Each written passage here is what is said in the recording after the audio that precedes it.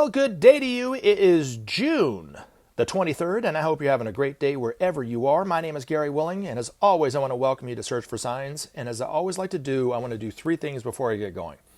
First, I want to let everybody know who doesn't know already that if you want to know more about Maitreya and the Masters of Wisdom, the best thing to do is to read more about it for yourself. I've included links in the description portion of every one of these videos that take you to websites that have information about what I talk about here. Whether it's background information, additional information, but either way, it will help you to see for yourself if there's any truth to this information. Now, I did take the time to reorganize some of the links. I checked them out to make sure that they all worked, and the ones that didn't work, I fixed the link and all that kind of stuff. But I reorganized the links to where I think the two at the very top are the best to go to first. The first is the Share National site. You can get the best background information there than you can anywhere else. But right below it is a YouTube link that will take you to a YouTube channel where they have a video where Benjamin Creme is being interviewed on a lot of different topics in reference to Maitreya and the priorities of Maitreya and those kind of things. And it lasts about an hour, and I listened to it all the way through, and I was blown away because I haven't really taken the time to really listen to a video from Benjamin Creme in a while, so it was nice to hear his voice again and see his face and experience his energy, even though it was a recording. But at the very end, somebody asks him if Maitreya would overshadow him and give a blessing and a message, and he does that. Maitreya gives a message through Benjamin Creme at the very end, and he also gives a blessing through the video. So you got that to look forward to if you watch the video all the way to the end. And then the third thing I want to do before I get going is to thank everybody who commented and asked a video since the last time I put a video up. So thank you so much for doing that. All right, now, Anthony, you asked a couple questions. Is material comfort a prerequisite before one can begin to have time to consider higher truth? Is spirituality a luxury item out of reach for those struggling just to provide the basic needs to sustain life? I see where you're coming from, but the way I would put it is, are the basic necessities, food, clothing, shelter, healthcare, and education, a prerequisite before one can begin to have time to consider higher truth?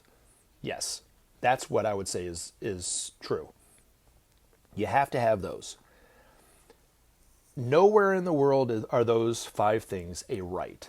You have to have the money to be able to do those things in the way things are today. That's what's creating the injustice in the world, because we think that the system is set up for everything to be equal. And then it just depends on how hard you work, how clever you are perhaps, or how lucky you are, and the more money you have, the better it is for you, and all that kind of stuff. When it really isn't a fair system. There's no way that, I don't know, Zaire or I don't know, Mexico even, could compete with the United States. We have too many resources. Our military is too strong. We have too many. The markets are skewed in our favor to where a country in Africa could compete with the United States. So they're at the mercy and the whim of the United States. They have to do whatever the United States tells them to do, because we have the control through economic means. And then there's countries like China, Russia, other countries that are competing for that top spot. And that's what's creating the tensions in the world. When we learn to share, a lot of the problems that humanity is facing today will be gone within a matter of days. Hunger, poverty, extreme poverty especially, and then the tensions that we're experiencing between nations will be gone very quickly. The other problems might take a while longer, but we can go faster and much more efficiently when we do it together, like the environment. And the only way to work together is to stop competing with one another. That's why sharing is so important. So, but a person cannot realize themselves as they are, as a soul, and discover their own divine purpose when they're literally starving to death. It can't happen. It's very difficult to discover truly who you are as a creative being when you're working 80 hours a week. You don't have the vitality when you come home to do anything but sleep. You know what I mean? Because you've been working the whole time. So it's not the destiny of humanity, of any one of us, to starve to death. It's not our karma. It's simply a lack of will from the rest of humanity that has that happen. And it's unnecessary. And people who are dying of hunger and poverty and lack of clean drinking water are dying unnecessarily. That's the crime. Because we have more than enough food. And we have the ability to clean the water. And we have ability to give them the health care that they need. We just don't do it because we don't care. Because we see ourselves as separate. Do you see what I'm saying? Now, working 80 hours a week in a factory is also not the destiny of any one of us. Or to work 80 hours a week because you have to pay for rent, food. You have insane and expensive medical bills. That's not the destiny of mankind too. And it won't last much longer because we won't put up with it forever. I know there are people who are totally convinced that the system, the commercialized system that's in place today is the best for humanity, brings out the best in humanity, and should be in place for the end of time. But it's not a fair system because we're not living in a world where everything is just and fair and everybody has what they need. You know what I'm saying? So it will never bring that about because it hasn't brought it about yet. Does that make sense? But a person who works that many hours a week in a factory could theoretically still realize themselves as a soul, but it would be insanely hard to be able to do that. Then to be able to manifest any kind of creative joy, it would be nearly impossible. They would have to be an exceptional person with exceptional energy level to be able to do that. What we're seeing today is the change over from the old to the new. Whether it's the spiritual awakening of mankind, the competitive structures of the past that are crumbling, like our political structures, our economic structures, those kind of things are crumbling because they're not meeting the needs of the people. But also, the role of humanity is changing. So we're seeing the technology that's already starting to be put into place, and I'm talking about automation and AI. That's going to eventually free humanity up for higher pursuits, for more creative pursuits, for what we should be doing. Now, what's scary and frightening for people is based on the past, the distrust of the people, in power and those kind of things, putting this automation in place, we don't know what's going to happen. Because if it's the same old system using automation, well, it's going to put out 90% of the workforce. It's going to be out of work. What then? We expect billions of people just to kind of get on with their life without any means of taking care of themselves or their family. It's not realistic. You know what I mean? So the principle of sharing would have to be put into place to meet the needs of those people too. Automation is coming online now because it's not the destiny of mankind, of any one of us, to work in a factory or in a field or something like that. It's going to be the robots that do that work. So that's why we're seeing it today. And then I talk also too about the generations of young coming into incarnation today, and how their approach to life, approach to job and work is so different from their predecessors and their ancestors. Right? The generations of even just my parents and my grandparents, totally different mentality and work mentality, right? The mentality of my parents and my grandparents was you got to work 40, 50 hours a week. You got to, work. That's the most important thing. That's what keeps you alive, right? You either work or you starve.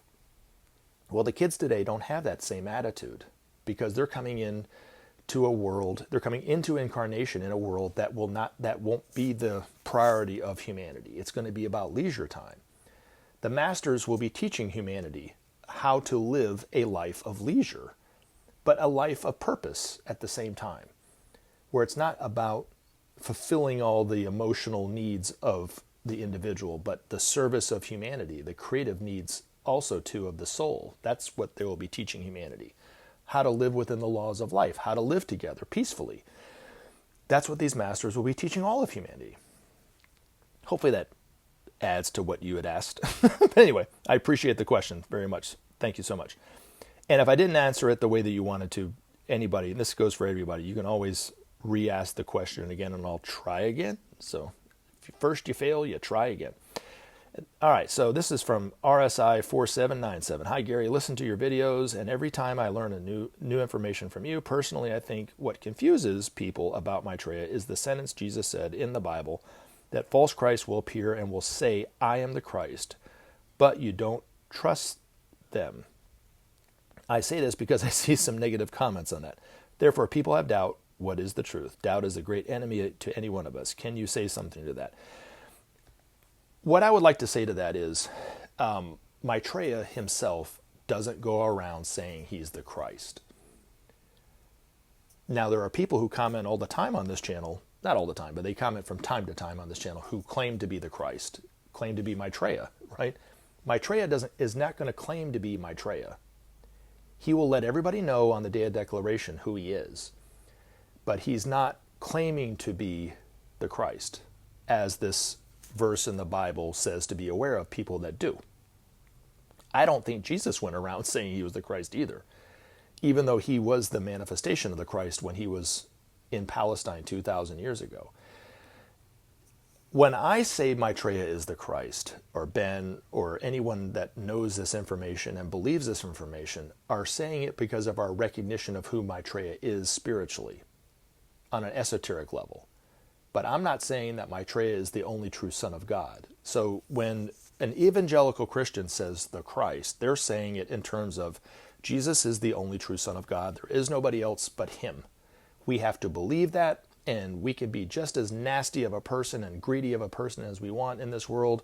We don't have to do anything for anybody in the world because it says in the Bible too, do not concern yourself with worldly things, even though they concern themselves greatly with worldly things when it comes to their own material possessions. But when it comes to other people's needs, well, then that's where that verse applies. Don't worry about the poverty. Don't worry about the starvation. You don't need to worry about that because you don't have to worry about worldly needs.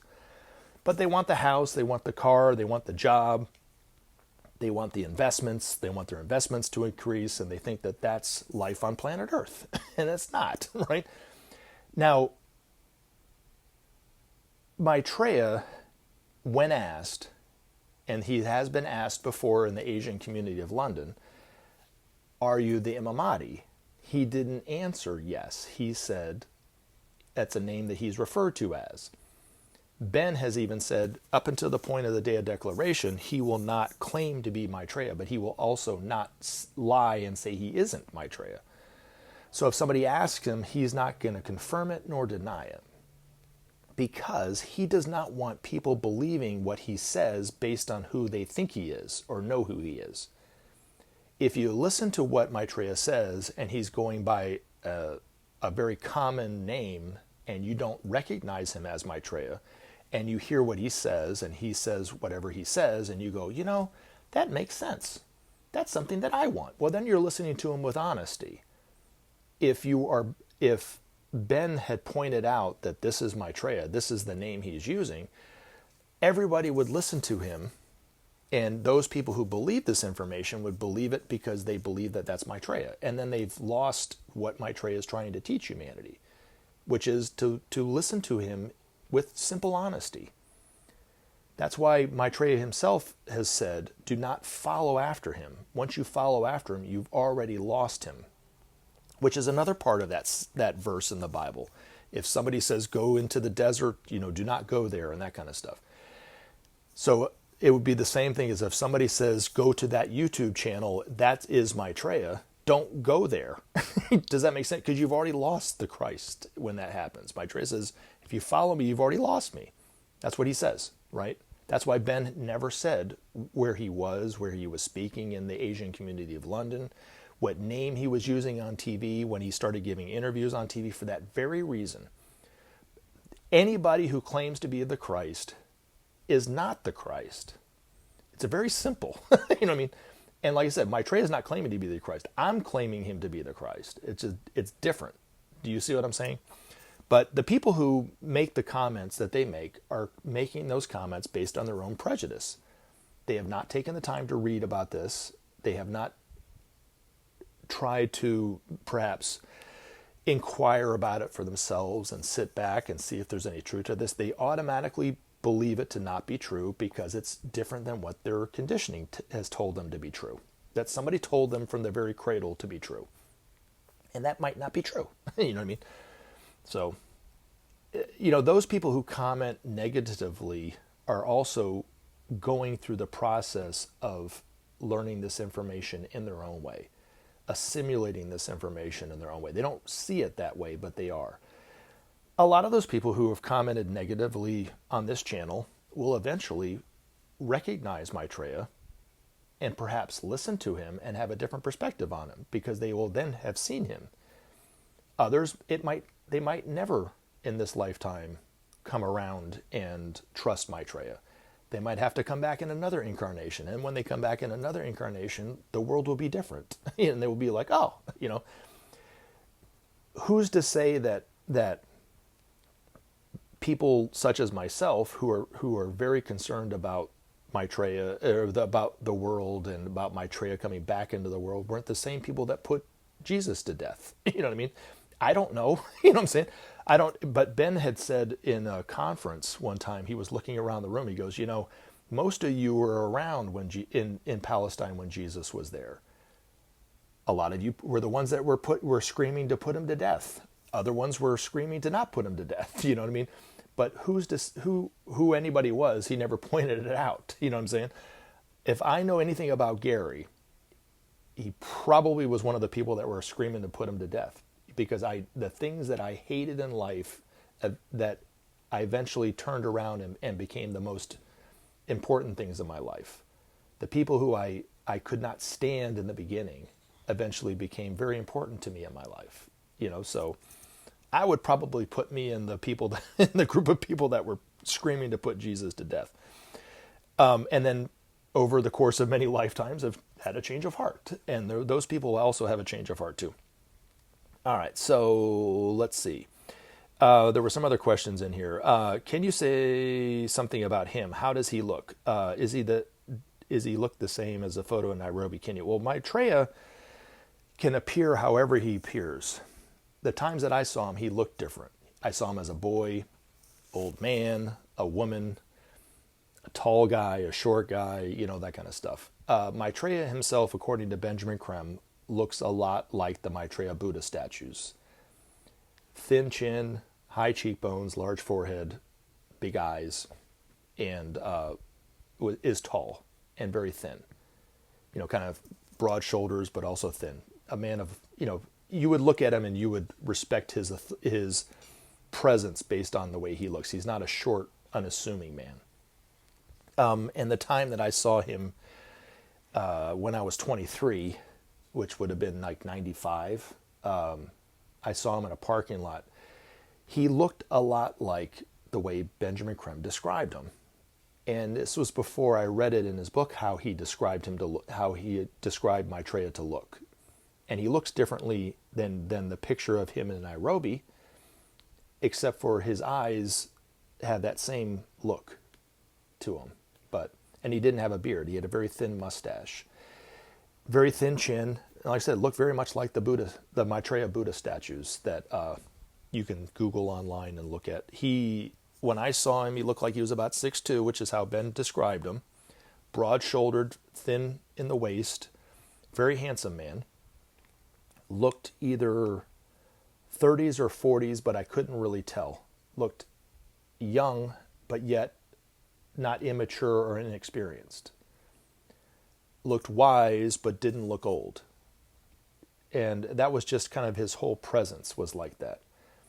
But youthful at the same time, Didn't have any gray hair. His hair was curly and slicked back with gel or something like that.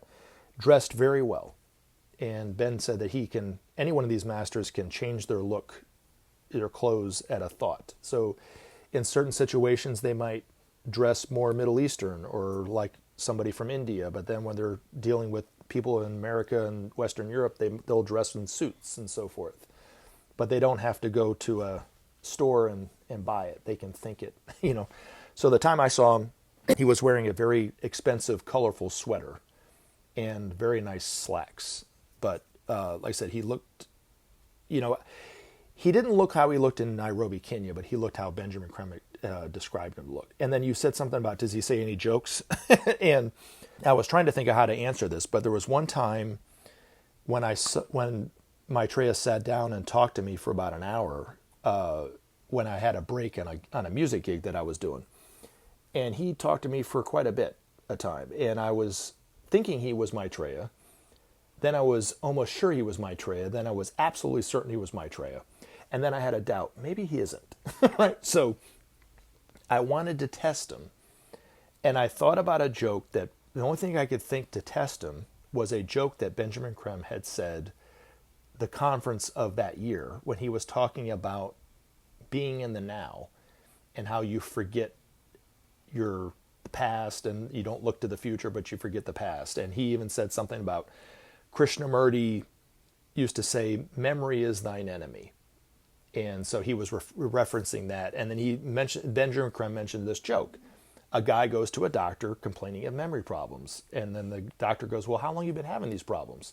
And the guy said, what problems? Right? So that was a joke. Not very funny, but it is what it is.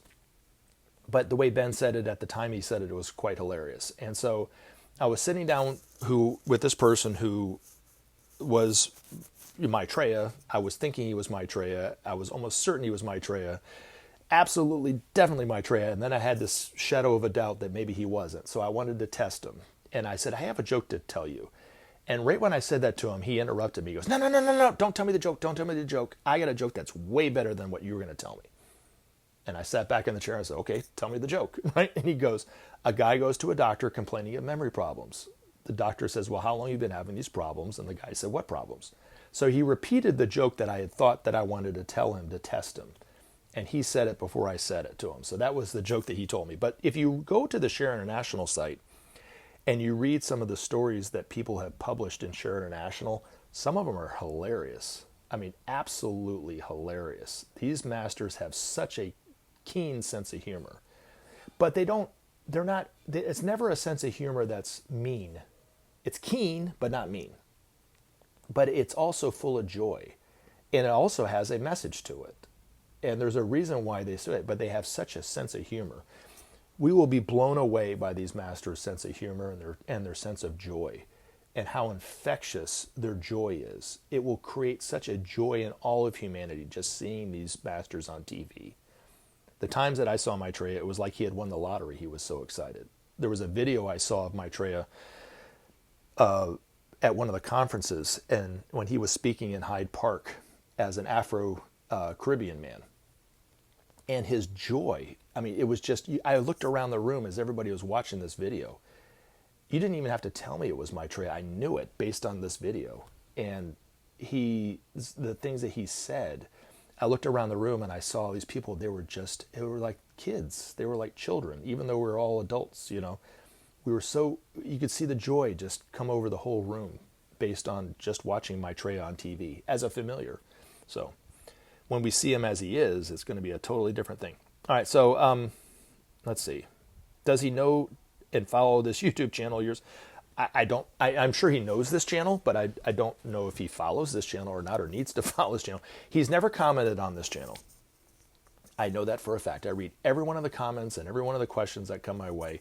He has never once commented on this channel. So, and I don't think he ever will. You know what I mean? It's not for him to do that. This is for all of us who are trying to learn more about this information. You know, that's who's commenting on this channel, I guess, and asking questions. Does Sadhguru have anything to do with Maitreya? I don't know. Is he one of the masters of wisdom? No, he is not. And the reason why he's not, I can say he's not one of the masters of wisdom, is because none of the masters of wisdom are going to come out in the public eye until Maitreya introduces them.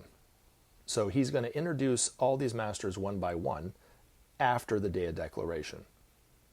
Up until that point, we will not know who they are. Ben said there will be 40 masters living out openly in the world. Right now there's a little over a dozen, I think, living in the, that I know of. There are probably more now, but the ones that he mentioned, the one in London, apart from Maitreya, New York, Geneva, Rome, Moscow, Darjeeling, Tokyo, San Francisco, LA, Beijing, and Paris are the ones that I know of, based on the readings that I've read. But I'm sure there are more. But he'll eventually introduce them all. And each one of these masters has a role to play with humanity that's different from the other one. Because not everything in life on planet Earth is the same. So there'll be some that will be working in the political field, mainly just concerned with educating those politicians on how to create the structures that meet the needs of the people in all the countries.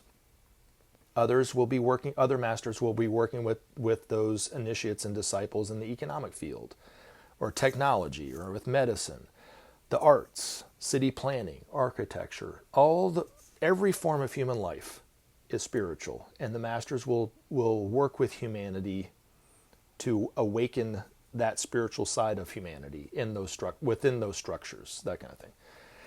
But not all the masters will be teaching humanity in the way that you would think that a master would teach a group of people. Some of them won't be teachers at all in that way, but they'll be working with the principle of sharing, those kind of things, cleaning up the environment and teaching in that way, but not teaching in the way that you would think a master would do. Does that make sense? Hopefully that helps. All right. I think I answered all the questions that you had there. And then in terms of what you said at the end, where you said, I want people to live, love, and help each other, to compete who will do more good one another, etc.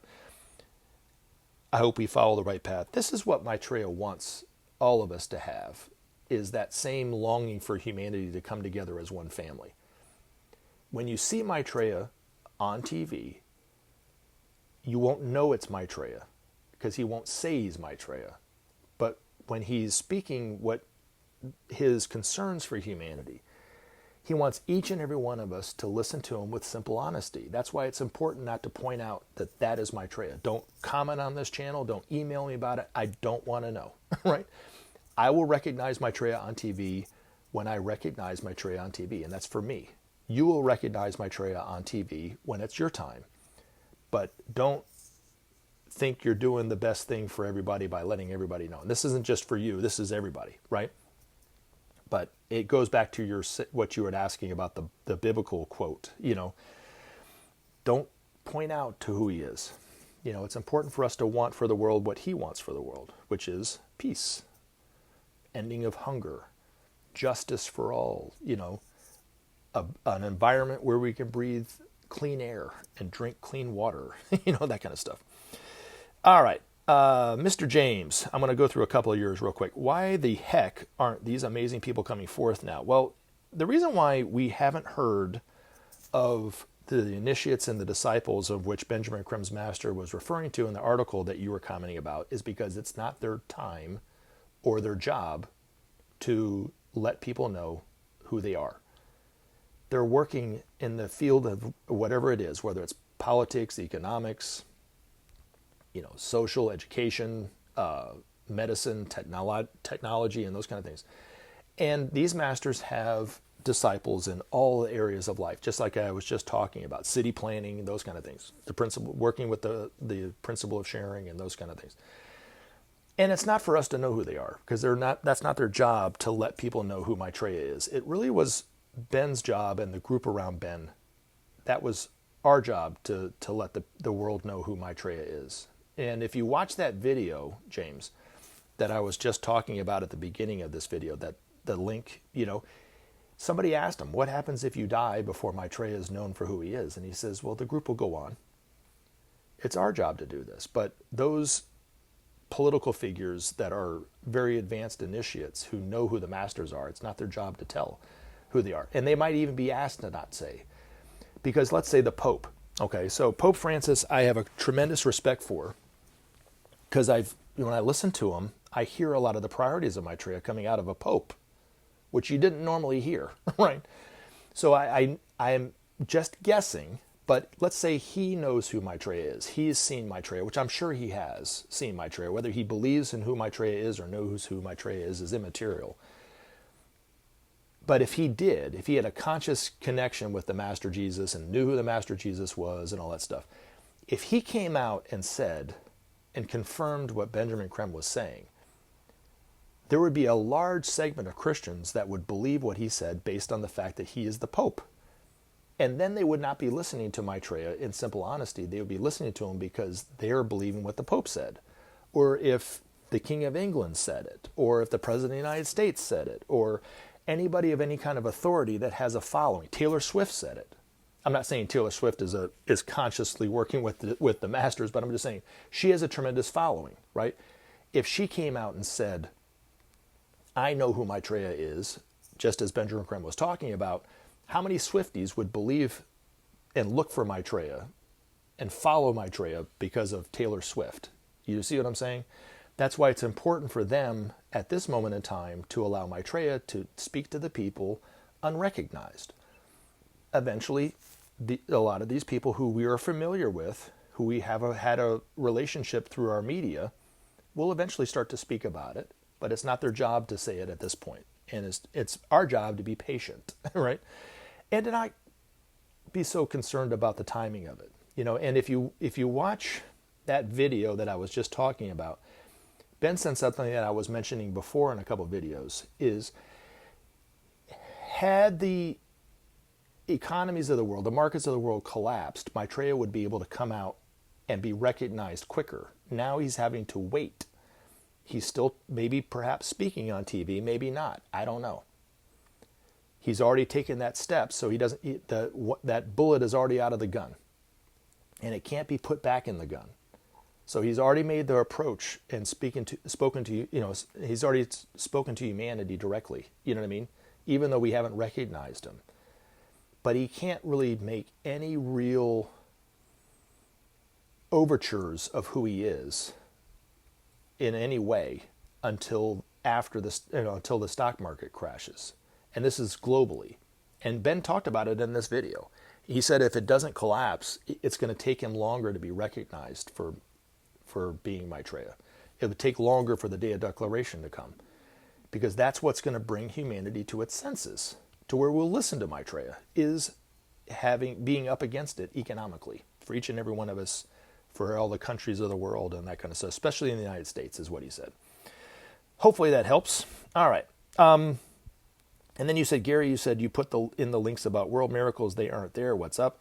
Actually, they are there. They're on the Share International site, and there's there are other links in there, and you actually kind of inspired me to go through and just check the links and make sure they all work. So I appreciate you commenting like this, but they are in there, and I was referring to the Share International site, but also sites like CropConnector.net has all this information about crop circles that are formed every year, and what area, the latitudes and longitudes, whether you're able to see it from the air or on the ground, all that kind of stuff. It's quite fascinating site.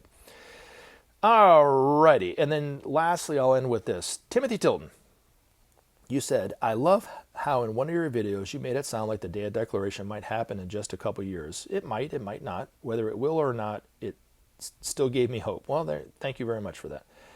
I still happen to know it will happen sooner than later, especially with you and maybe a few hundred others at the forefront. Oh, well, thank you. What I was going to say about this one was not necessarily about me, but it really is, if you believe on any level that this to be true, tell people about it on whatever level you believe it. You don't have to believe about it in the way that Ben believed it, but you can talk about it too. It doesn't have to be just me or 100 other people on the forefront. You're actually on the forefront because you know this information before 99% of the world knows it. So tell people in your life. Tell people about the need for peace. Perhaps sharing will bring about peace. If you don't know if sharing will bring about justice and bring about peace, talk about it as an idea. They might not agree with you right away, but you're at least planting the seeds for them understanding it when they hear about it from Maitreya. You don't have to talk about this from an ideological point of view. He's the Christ, but you can talk about it to people who are perhaps more open spiritually to the fact that there are these perfected members of humanity that will be teaching humanity in the very near future. Hey, go check out the Share International site. Listen to this video from Benjamin Creme. See, let me know what you think. And they'll either believe it or they won't, but you're planting the seeds for them in that way. You can do it too. You know what I mean? Anyway, I love you guys. Thank you very much. You guys have a good rest of your day, and I look forward to putting out videos in the very near future. Have a wonderful day. Take care. Remember to take action and help SOP save our planet. Thanks for listening, and we look forward to talking to you again in future videos.